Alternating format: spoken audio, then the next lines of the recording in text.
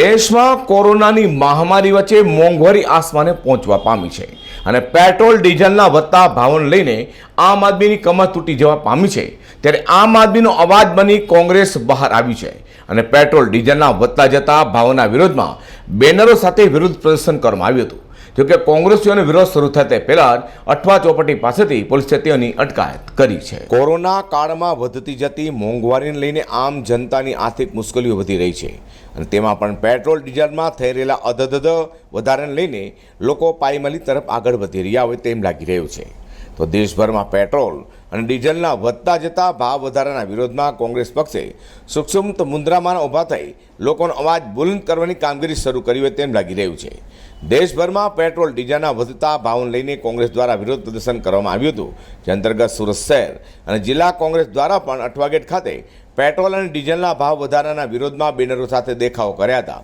જોકે પહેલાથી જ પોલીસ સ્થળે પહોંચી જઈ કોંગ્રેસીઓની અટકાયત કરી હતી અને બેનરો કાઢી નાખવામાં આવ્યા હતા। પેટ્રોલ અને ડીઝલ વિરુદ્ધ સમગ્ર દેશમાં આજે કોંગ્રેસ પાર્ટીએ દેખાવ યોજ્યો છે। રાષ્ટ્રીય નેતાથી લઈને છેક બૂથ સુધીના તમામ કોંગ્રેસી કાર્યકર્તાઓ લોકો વચ્ચે જઈ રહ્યા છે।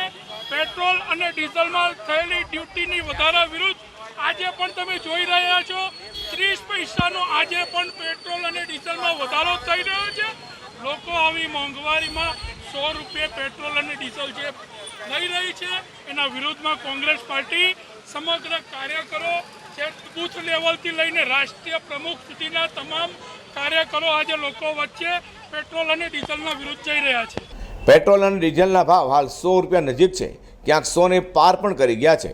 ત્યારે કેન્દ્ર સરકારની જનતા વિરોધી આ નીતિનો વિરોધમાં કોંગ્રેસ દ્વારા દેશભરમાં દેખાવો કરવામાં આવ્યા છે। જોકે હવે જોવું એ રહ્યું કે લોકોનો અવાજ કોંગ્રેસ બનશે કે એકાદ બે વખત લોકોની સમસ્યાનો અવાજ ઉઠાવી ફરી કોંગ્રેસો સુસુપ્ત મુદ્રામાં ચાલી જશે તે આવનારો સમય બતાવશે। અઝર કુરેશી સાથે પ્રકાશવાળા, G10 ન્યૂઝ।